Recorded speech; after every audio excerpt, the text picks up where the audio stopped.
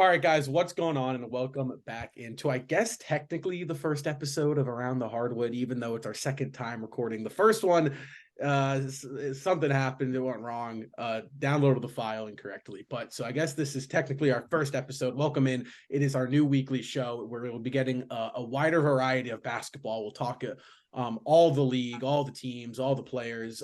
However, we will have our Celtics section of the show.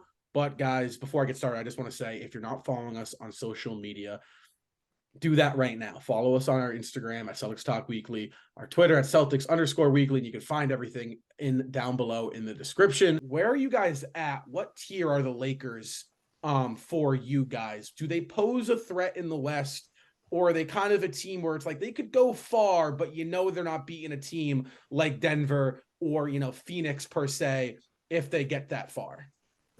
I feel like it's not really a pyramid of ranks, but there are sections of teams this year.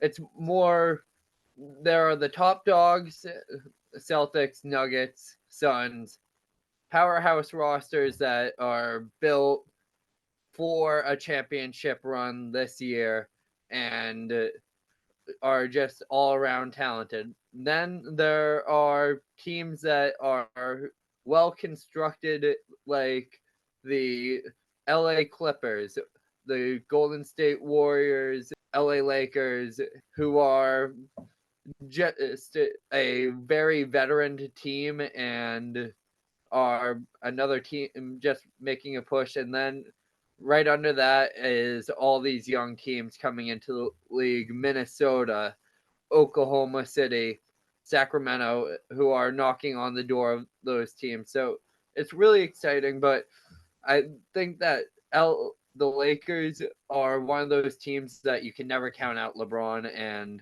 what they have for depth around them is something that can be figured out. I mean, Austin Reeves, D'Angelo Russell, both very good players.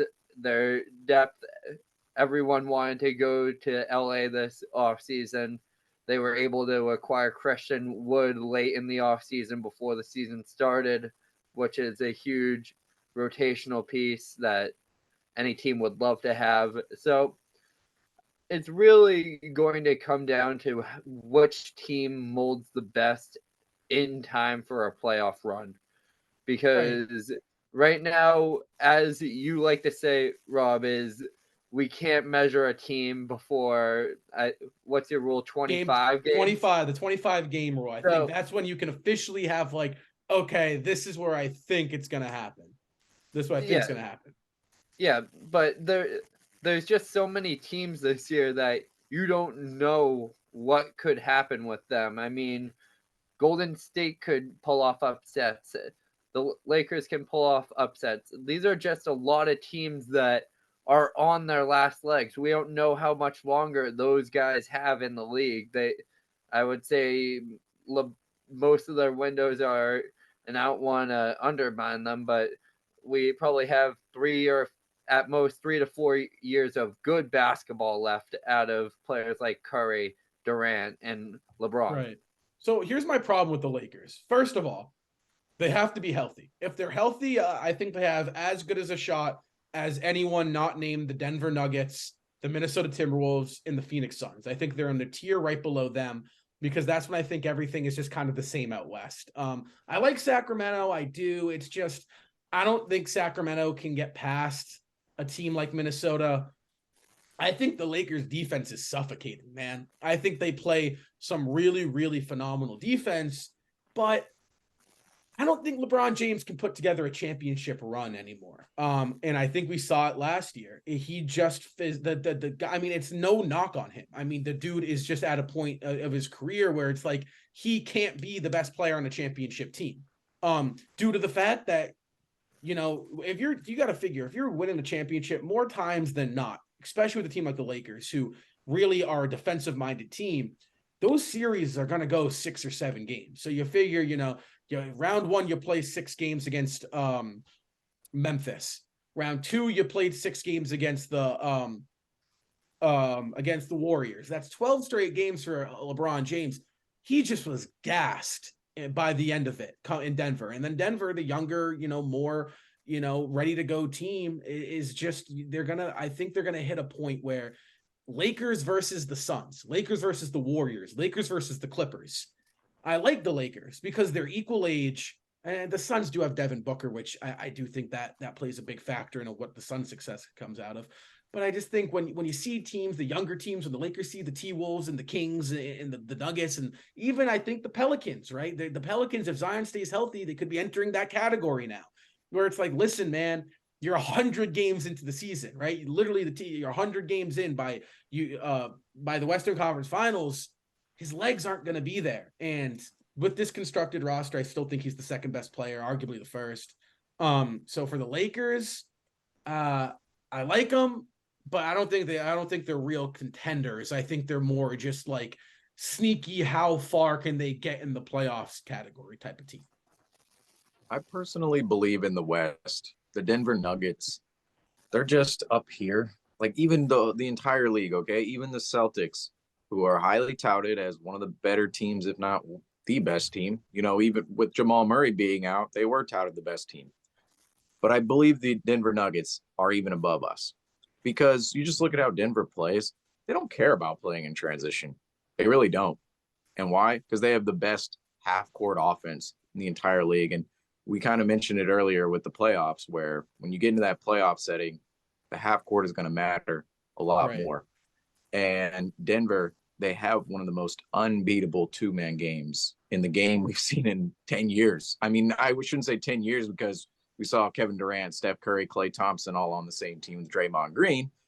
But the Denver Nuggets, Jamal Murray and Jokic, that pairing, that offensive half-court pairing with the shooting weapons they have around them, it's just so, and cutting too. They have a lot of good cutters. It's just so unbeatable at this point in time. And we will see teams challenge them inevitably. But I almost feel like an injury has to happen for Denver not to make it to where I believe they're eventually going to peak again, which could happen. We did see Jamal Murray just get hurt, and Aaron Gordon a lot of guys could go down with injury, and it'd be a much different story. And if that is the case, somebody does go down in Denver, I think the Lakers are contenders, and here's why. The Suns, I think you would put them kind of second in the West.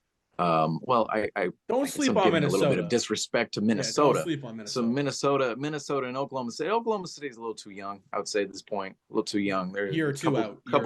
Couple flaws in there that I think will probably drop them down a little bit in the standings.